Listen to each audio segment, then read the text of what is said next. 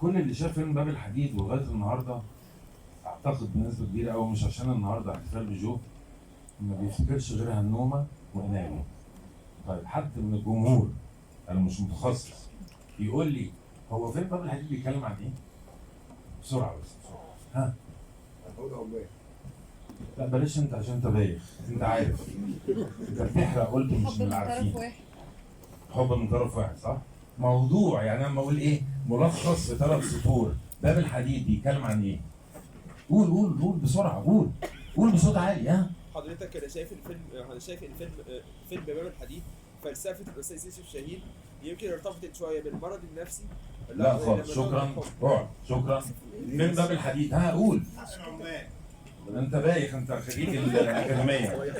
حد من الجمهور. اعتقد ان هو بيتكلم عن فئه البائعين الجائلين. انت هتفضلي فاكره ولا ناوي ولا لا؟ انا عايز اقوله ان في الاول ولا في الاخر باب الحديد ارتبط بإناوي وهنومه. في الواقع هو الفيلم بيتكلم عن حقوق العمال وان هم عايزين يعملوا نقابه والشيالين بالتحديد، وباب الحديد، محطه باب الحديد